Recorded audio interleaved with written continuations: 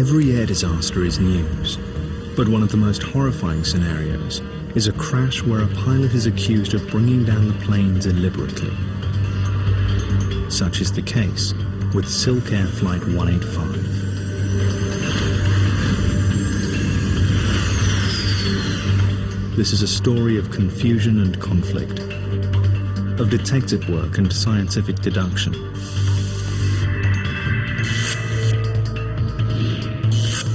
And above all, it is the story of the pressure investigators come under to determine the cause of a crash, however shocking their conclusions might be.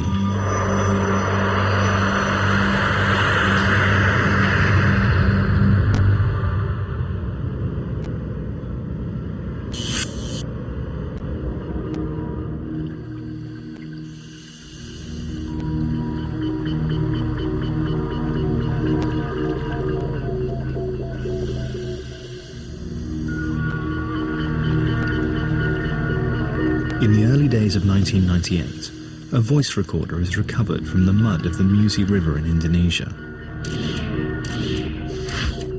Crash investigators hope it contains a record of one of the most controversial disasters in aviation history.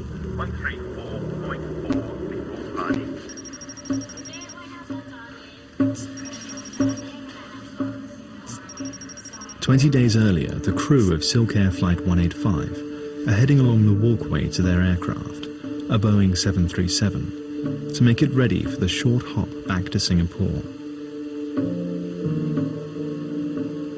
They've already completed an uneventful first leg from Singapore to Jakarta. It's a perfect day to fly. The Soekarno-Hatta International Airport in the Indonesian capital of Jakarta has blue skies with scattered clouds.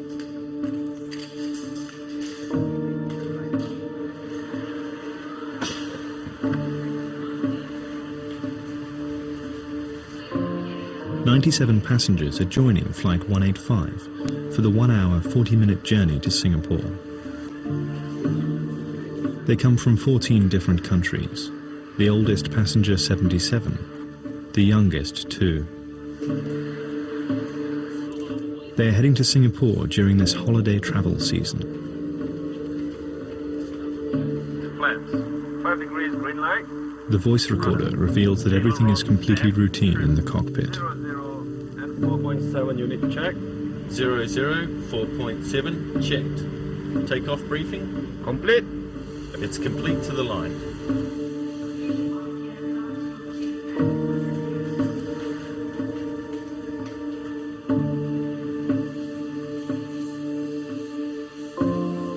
Both pilots have extensive flying experience. Captain Siu Wei Ming was a top fighter pilot with the Singapore Air Force before moving to SilkAir. First Officer Duncan Ward has over 2,000 hours flying experience.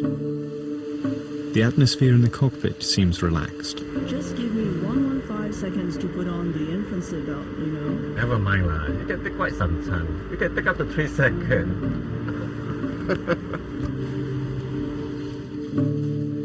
The last passengers board the aircraft, and the doors are closed.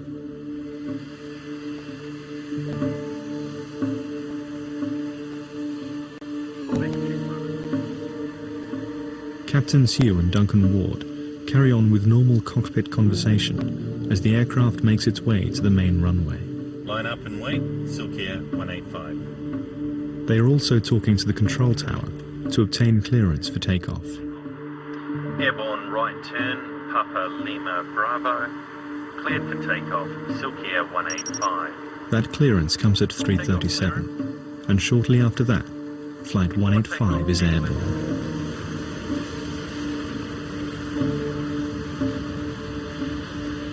Jakarta Air Traffic Control assigns the 737 a cruise altitude of 35,000 feet. And as the aircraft passes through 19,000 feet, Captain Siu starts the familiar welcome routine. Good afternoon, ladies and gentlemen. This is your captain. My name is Siu Wei Ming. On the flight deck this afternoon with me is First Officer Duncan Ward. The seatbelt sign is now off. Feel free to move around the cabin. However, while seated, for your own safety, have your seatbelt fastened.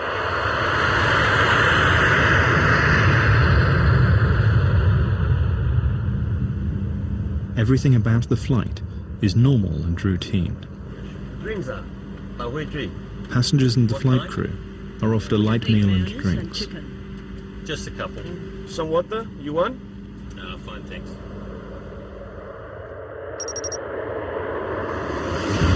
"28 minutes into the flight. Go back for a while, finish your plate. I am. Some water? No, thanks.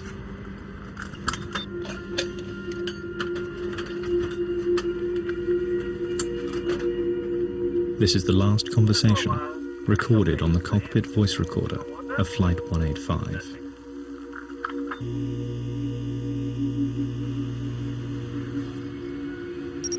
But an exchange between the control tower and Duncan Ward is recorded in Jakarta some 5 minutes after that final conversation between captain and first officer. SilkAir 185, you were just passing a beam power plant. It's not known whether Captain Siu has returned to the flight deck at this stage, but Duncan Ward responds to the call, giving no indication of any problem on board. SilkAir 185, roger. 134.4 before party. Just over a minute later, Indonesian radar shows the plane beginning a rapid descent.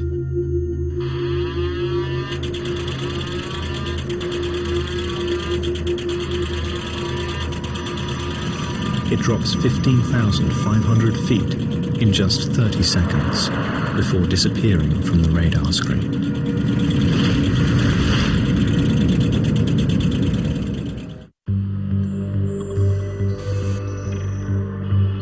Planes are designed not to crash, and yet they do. And some of the world's top aviation minds are employed to find out precisely why. The air crash investigators. As an investigator, you hope that you can bring some positive to light out of a very tragic circumstance. My goal has always been, I want to enhance aviation safety. On December 19, 1997, SilkAir Flight 185 disappears from the radar screen while on a routine flight from Jakarta to Singapore. There's no emergency call from the crew. I was working, and then the plane came from that side. It made a sound like rah, and then it made a U-turn to that side and crashed into the river with a big boom and a water splash. The village of Sukamaju sits on the bank of the Musi River near Palembang in Indonesia. This peaceful setting is shattered when Flight 185 smashes into the river just hundreds of yards from this small community. The villagers immediately launch their boats, but find only small pieces of debris and personal items. There is no trace of the 104 people aboard the aircraft.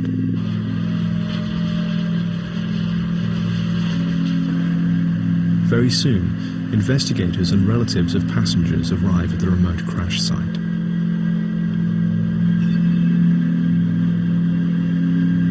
It's clear to all that no one could have survived the devastating crash. It's time for the air crash investigators to begin their painstaking work. At the beginning, I saw nothing. It was completely underwater. And you have to know that after that we found out that the aircraft was completely destroyed. Completely destroyed. Professor Duran heads up the Indonesian Investigating Authority, now known as the National Transportation Safety Committee. He's joined by a team of experts from America's National Transportation Safety Board. The NTSB had a lot of background in 737 investigations, especially in the recent past, because of a multiple of accidents that occurred with the 737 aircraft. It's a formidable team of investigators facing a formidable challenge. This was a very unique accident. I had seen high-speed destruction of aircraft that had struck the ground, but there were large pieces of that aircraft left. In this particular instance, because of the speed that the airplane impacted the water, it was total devastation, total destruction of that aircraft. The first impulse is just to cry after I've seen the wreckage. There was no big parts. The biggest part is about 40 by 40 centimeters. Recovering the wreckage is an impossible task for divers alone. huge dredgers are brought in to scoop up tons of mud from the riverbed, where thousands of aircraft fragments are embedded.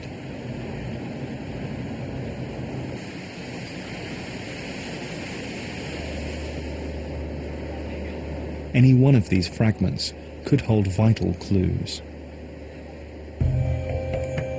Of paramount importance, the flight data recorder and the cockpit voice recorder, the two black boxes that record every detail of every flight. If the box has stayed intact, it has what's called a pinger on it, but it's only good for 30 days. So it's a race against the clock to find those two boxes. Days of searching and dredging the muddy river bottom turn up nothing but shattered aircraft fragments.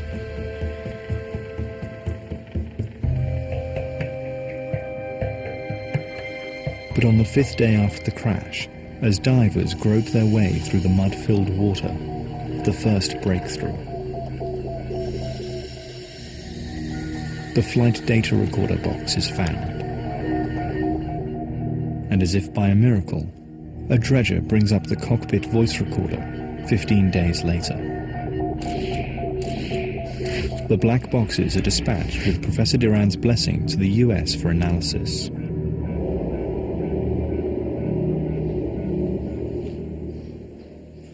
Meanwhile, the job of identifying and assembling the fragments continues. 73% of the plane's wreckage is recovered and is yielding vital information to investigators. Some will suggest that this was the path of SilkAir 185 as it left normal flight. In the space of just 4 seconds, it flips onto its back. Inverted, it cannot maintain altitude and begins its plunge, corkscrewing towards the ground. As the plane approaches the speed of sound, fragments of the tail and wings are torn off. The whole incident is over in about a minute. The investigators are also interested in the 737's tail and rudder system. In particular, the component at the heart of the rudder assembly. The rudder is moved by the Power Control Unit, or PCU, but problems have been previously reported with this unit. As soon as it's recovered from the river, it's sent to the US for inspection. But other wreckage fragments are yielding some shocking information. Both engines were set to full speed at the time of the impact, and flight controls were set in such a way as to point the nose of the aircraft down. It looks as though the pilots have been powering directly down towards the ground and not trying to pull the plane from its deadly dive. Meanwhile, news begins filtering back from the States. Firstly, the rudder power control unit and servo valve are returned with a clean bill of health. More intriguing are the findings about the plane's flight recorders. They are not revealing the data they should.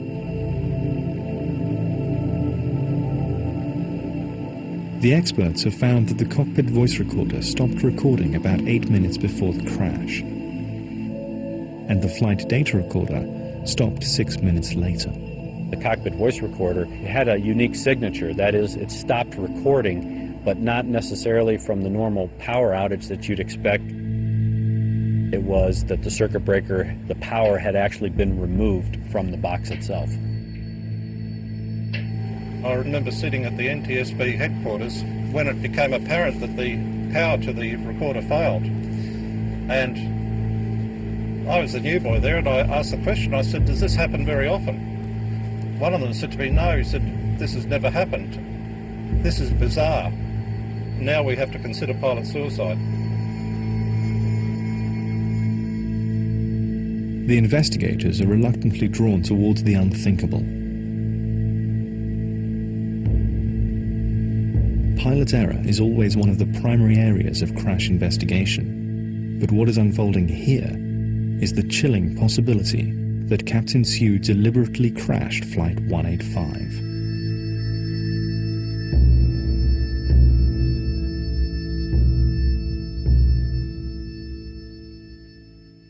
Siu had been a fighter pilot with the Singapore Air Force for 16 years before joining SilkAir. He was considered a top gun in the Air Force, eventually joining the Black Knights, the Air Force's aerobatic display team. Investigators delved into Siu's Air Force history and found he had several brushes with death. Reaching the rank of Major, Siu decided that civil aviation offered him the chance to keep flying and spend more time with his family. Quite a few military pilots are task-oriented, and sometimes they have difficulty moving into civil aviation where safety is much more paramount, but I didn't see any problems like that with Siu.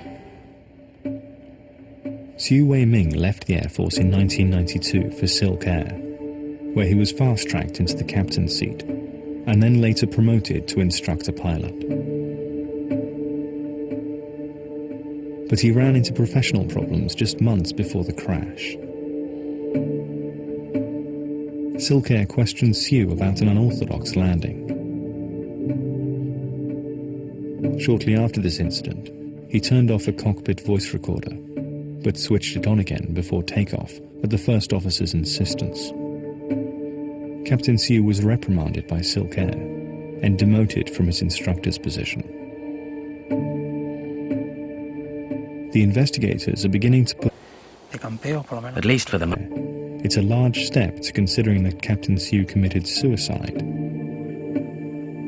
and in doing so, to conclude that he also murdered 103 innocent people.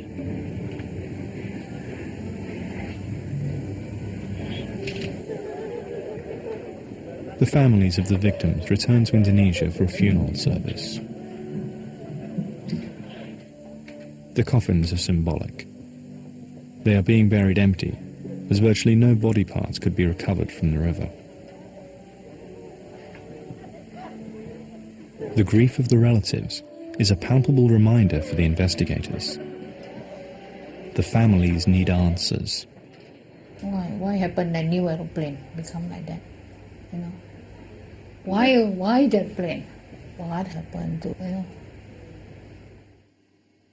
Betty's daughter was Bonnie Hicks, a well-known model and author in Singapore. She was on her way to a family holiday with her American boyfriend. Although desperate to know why the plane crashed, Betty could not accept the pilot's suicide theory. I don't believe from start. I don't believe. Don't blame him, because for goodness sake. He got wife, he got children, you think he do that? It's always hard to try and rationalize why somebody would intentionally do something to harm him or herself and, of course, passengers in the back of the airplane. And while you don't want to believe it and you want to try and focus your energies on disproving it, it does become reality at a certain point, and then you have to accept it and then work through it. Along with Siu's professional problems, investigators are also beginning to uncover a man in financial difficulties. There are reports that Siu's stock market trading account had been suspended twice just prior to the crash, owing his brokers over $100,000. Rumours also circulate that Siu had taken out a life insurance policy that came into effect the day of the crash. Figures of up to $3 million are reported. All of a sudden, you start to build this picture that this pilot is surrounded in a black cloud. Things are starting to collapse. They're starting to implode. They're piecing together a picture of a man on the brink, capable of anything, overwhelmed by financial pressures brought on by a money-obsessed lifestyle.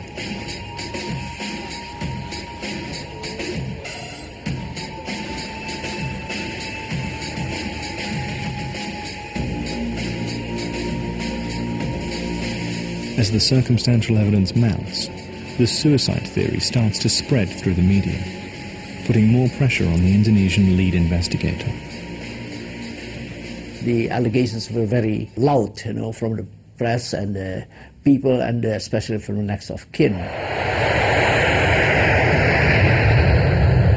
If the theory that Captain Siu brought down the plane deliberately is correct, it's likely he'd asked the first officer to leave the flight deck, or otherwise disabled him.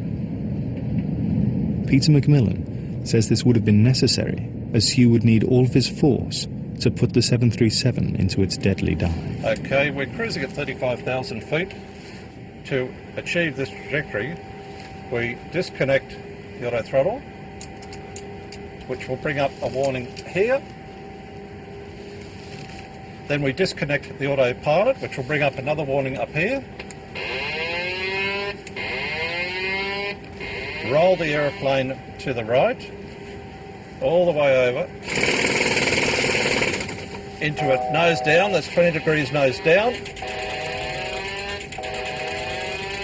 The aircraft's now almost inverted, and full forward stick is secured, and the stabiliser trim is wound full forward.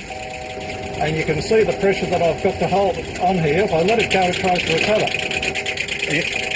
The instantaneous vertical speed is almost off the clock.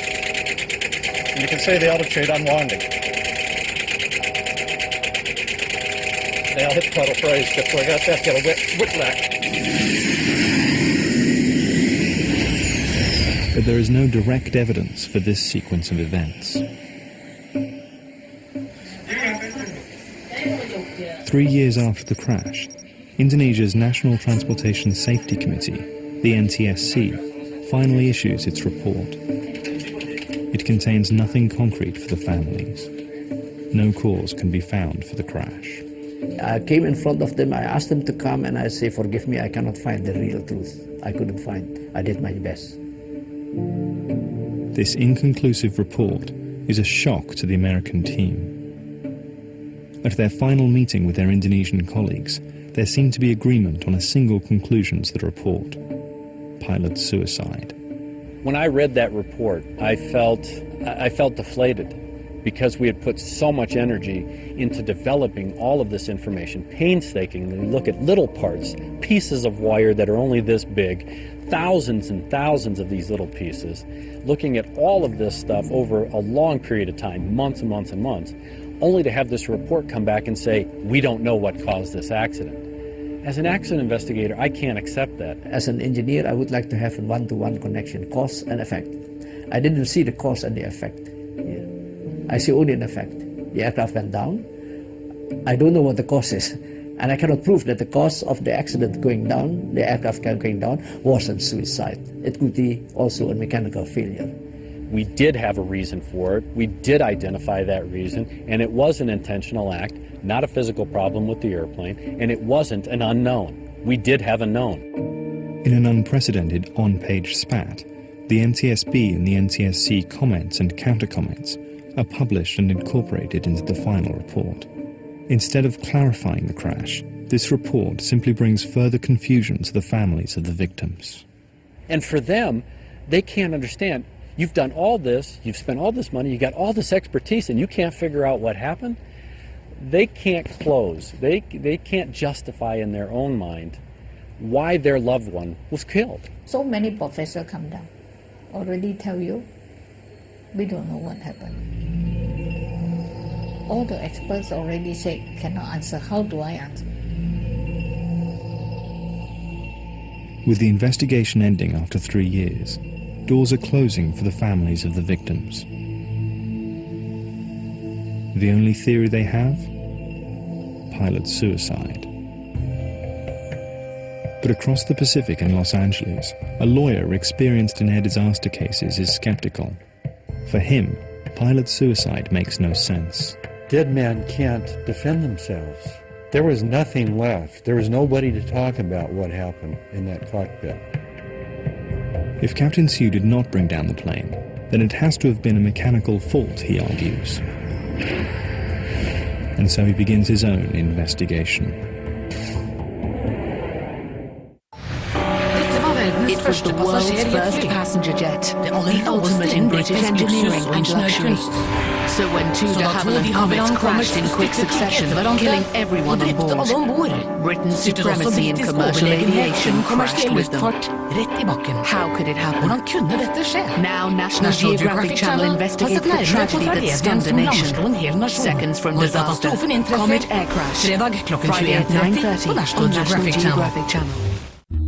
One man's pilgrimage 10,000 miles through war-torn regions, hostile situations, harsh terrain.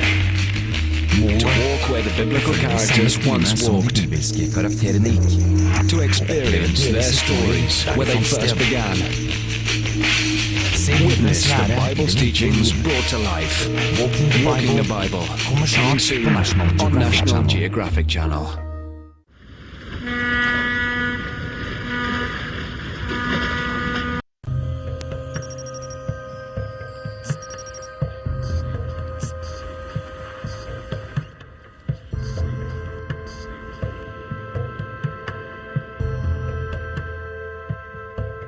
LA lawyer Walter Lack is skeptical that the pilot of doomed SilkAir Flight 185 intentionally crashed the plane, killing all 104 people aboard. There are so many easier, more reliable means of disabling an aircraft. He could have dumped all the fuel and they would have gone down within seconds. He could have done any number of other things. This is really not the way, if you're going to pull it off, to do it. So he has launched his own investigation on behalf of 32 of the victims' families.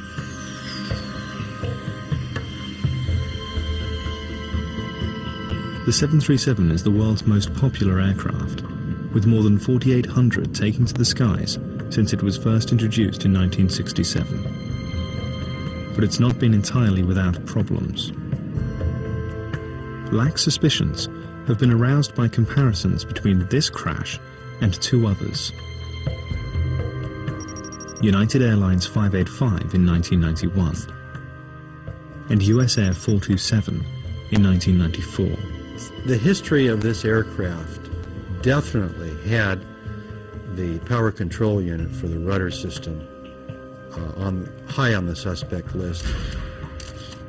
Behind the unit in question, Parker Hannifin, one of the world's largest manufacturers of hydraulic equipment.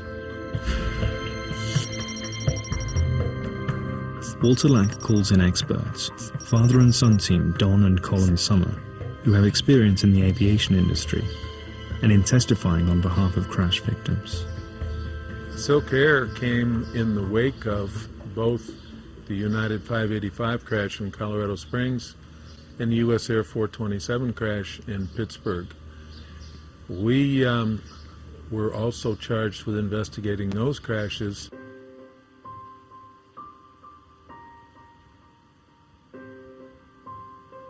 This is the Camarina plant. From the flight path through the radar data, and then to put each one of those animations side by side, and the similarities are remarkable.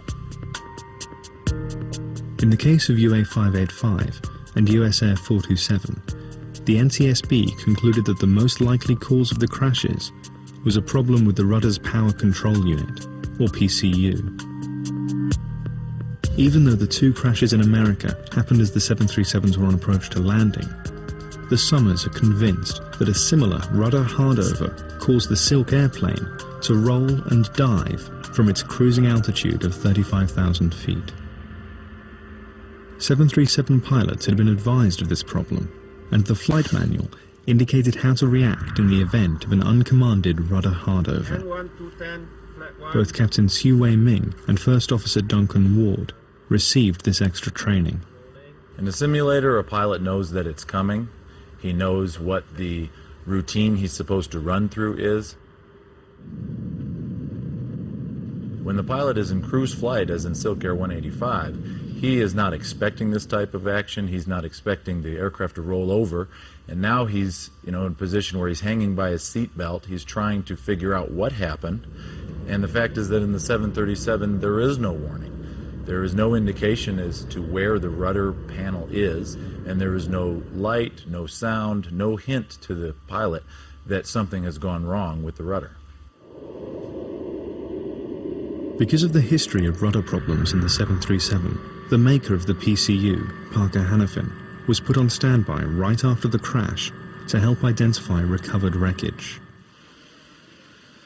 Lack and his team claimed that Parker found the PCU, but their tests didn't uncover the whole story. They sent a GO team immediately to go locate this thing, and they found it 20 foot below water, buried in the mud. It took them 3 weeks to recover it. And they gave it kind of a cursory look and said, we don't find anything wrong with this valve. It seems to be functioning perfectly normal. And then they sent it back to the NTSC. They did everything except the proper tests to determine whether there were defects in it. The unit was sent back to Indonesia. Now, 5 years later, if Walter Lack is to have his case, he will need to locate this one small component. But there's a hitch. The investigator sent to look for the part finds that all that remains of SilkAir 185 is a mountain of paperwork. The wreckage itself has been destroyed just weeks before. But fate is to take a hand. He learned about a safe in the office of the NTSC.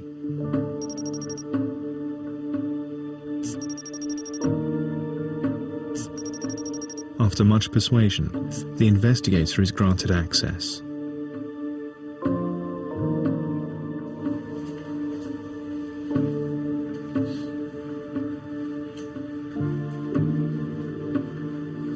And indeed, lying in the safe is a single remnant of the SilkAir crash. And not just any remnant. It was the actual servo valve that's been the focus of our attention. Finding the power control unit is a remarkable breakthrough.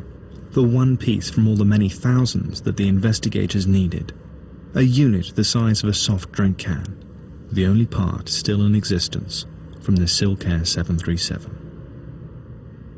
This is a dual concentric servo valve as manufactured by Parker Hannifin. And inside the valve are two servo slides. The interior slide is known as the primary slide. And that primary slide has tiny little lands on it. And in those lands, hydraulic fluid is ported. The secondary slide, which rests inside the housing, also has lands on it. This valve is part of the 737's hydraulic system. When a pilot steps on a pedal, a hydraulic impulse passes down the length of the plane to the valve, which activates the rudder mechanism, turning it to one side or the other. The movement of each of these slides in either direction is only about the thickness of a small coin. So in order to move the entire rudder surface of a Boeing 737, this little valve only moves 45 thousandths of an inch in either direction. This precision device has built-in redundancy. Each slide is supposed to take over if the other should fail. The problem that was discovered is that if the secondary slide becomes jammed, the rudder will go to a hard over position and the pilots cannot return it to neutral.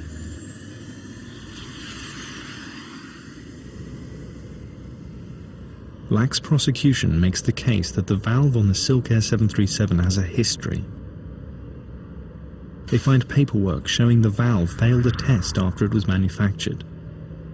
Parker contends that the test in question would not affect the function of the servo valve, and that after further inspection, it was passed and installed in the SilkAir 737. Considering the history and how many crashes there have been, I would have thought that people would have been much more interested in the dual concentric servo valve and the signatures left inside it than they were.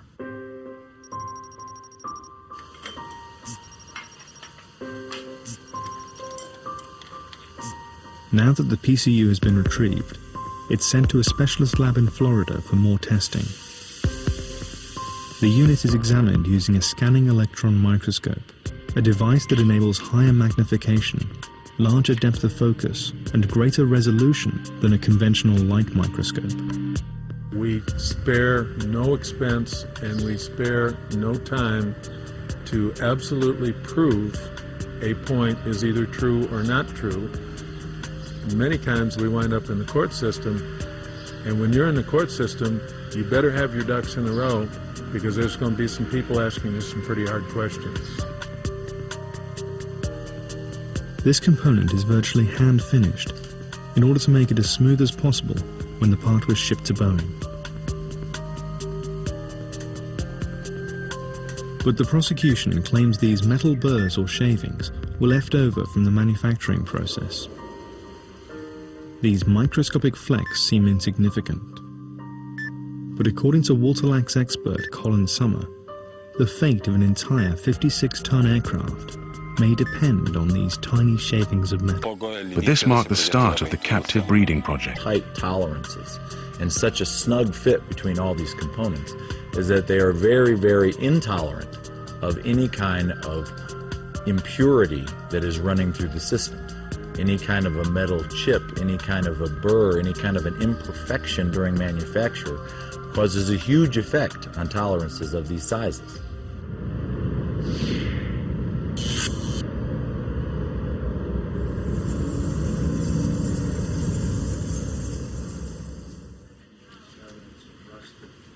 Walter Lack's team are convinced that they now have the forensic chain of evidence proving the valve brought the plane down.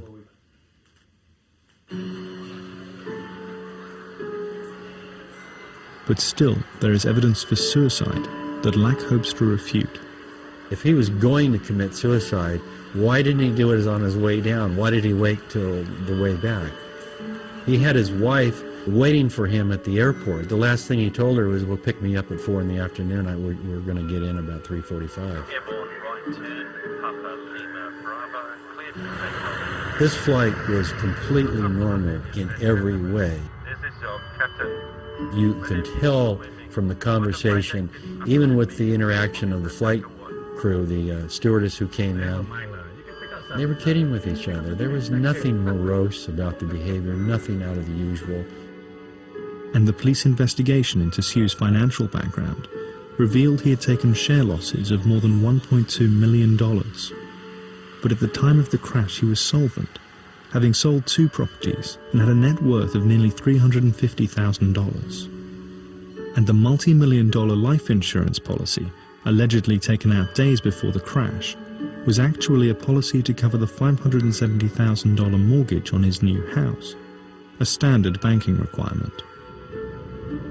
But one of the strongest arguments in favor of the theory that the captain intentionally brought the plane down was the fact that both black boxes on board the plane stopped recording before the crash. The claim was that he had switched them off deliberately to cover his actions. But not everything on board the plane was as it seemed. The 737 was a new plane, just 10 months old. When it was delivered, it came with a state-of-the-art solid-state flight recorder. SilkAir apparently replaced the original flight data recorder with this unit that rode to the crash. Walter Lack's investigators finally get hold of the data recorder 6 years after the crash, and their analysis raises new questions. This was an old, tired unit that had failed to record more than 4,000 seconds of data across 60 parameters in the last 25 hours prior to the crash, which would include the 12 flights prior to the accident flight. According to their analysis, some of the stoppages are as short as 4 seconds, some as long as 11 minutes. This flight data recorder was consistently switching itself off. To Lack and his team, it looked like the case for suicide by Captain Siu and the murder of 103 innocent people was diminishing fast. That far from crashing the plane deliberately, the pilot and co-pilot were engaged in a desperate bid to save the aircraft in their dying seconds. The pilot and the co-pilot would have been more than likely going through the steps that they had been trained to do to determine what had happened to the aircraft to try and correct for that action. One of the discoveries of the engine power as well as the trim of the aircraft showed that the engines were near full power when it hit the ground. In fact, Boeing issued instructions in their flight manual to perform these actions in the event of a rudder hardover.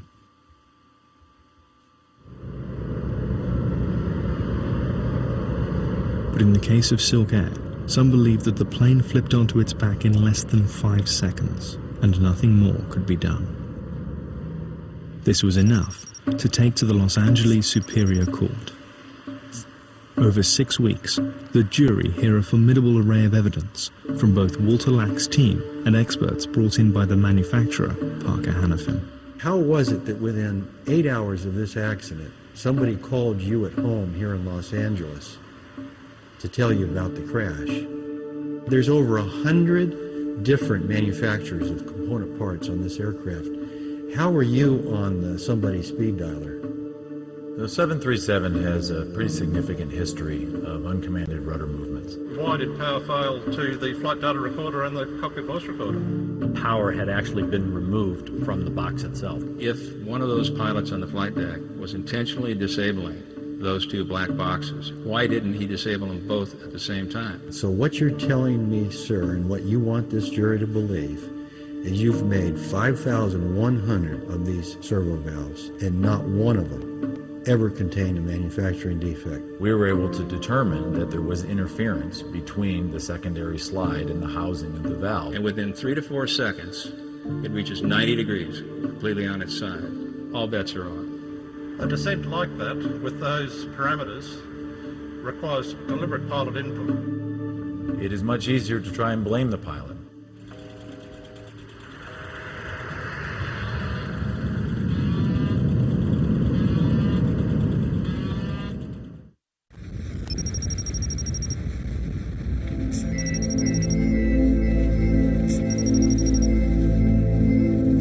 Every year, family members and friends of those who died in the SilkAir crash of 1997 return to the crash site near Palembang in Indonesia.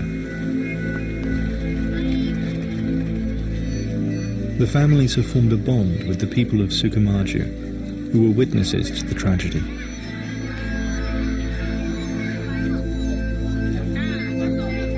It's another station in their annual pilgrimage.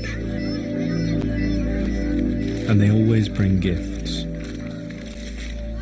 I know the village of people are very poor, so I just want to bring something for them. The poor kids, they're nothing. You know, why can't bring something for them, make them happy? And the moment I feel good, they're happy. Bonnie like me to do that also. It's a part of coming to terms with what has happened, letting some good come from the tragedy.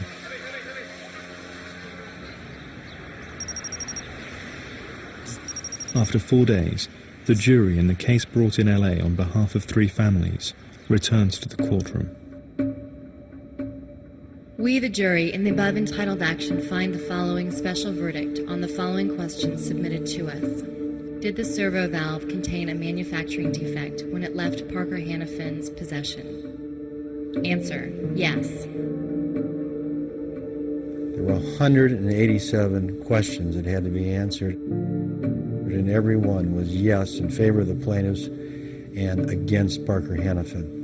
That type of total victory is unheard of, even in these other cases where large amounts are awarded. The jury awards the 3 families nearly $44 million in damages. Was it a large amount of money? Unquestionably, yes, it was. Was it fair compensation for the evidence we put on? It was 100% justice. It's the kind of case they built the courthouse for. After threatening to appeal, Parker Hannifin makes a call. Although the company denies any liability for the crash, it agrees to settle with all 91 families involved. This will cost them an undisclosed amount. Nevertheless, some experts remain convinced that Captain Sue deliberately crashed the plane in a spectacular suicide. The evidence, the facts, conditions, and circumstances support that that airplane was physically capable of being flown by the pilot. I firmly believe that it was an intentional act and not a physical problem with the airplane.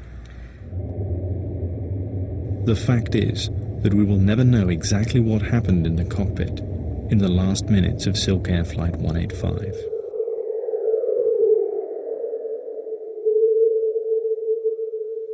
But after a series of incidents with uncommanded rudder hardovers on 737s, the Federal Aviation Administration have ordered that all 737s, thousands of them, have to replace the original rudder control components with newly designed systems with extra built-in redundancy by 2008.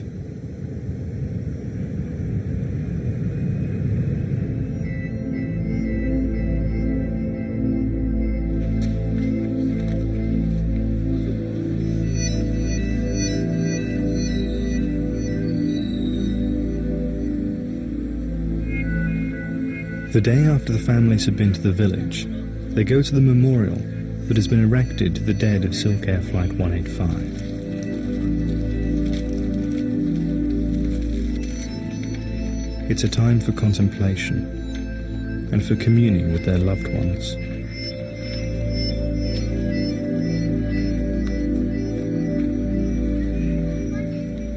When I see the Bonnie, ask her to give me help.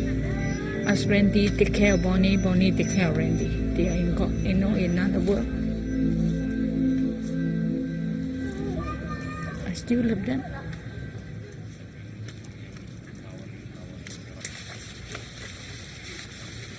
For Betty, the settlement payments are of little interest. I never feel better. I'm so lonely, right? Nothing to hope. Nothing to look forward my life anymore. Even you give me 10 million, 20 million, so what? I'm alone. What consolation there is lies beyond the answers and the justice. It's making some small good come from the catastrophe, but never peace. No. How can be peace? I also don't know how to be peace. I don't know how to be peace. I want to, but like, how? You teach me.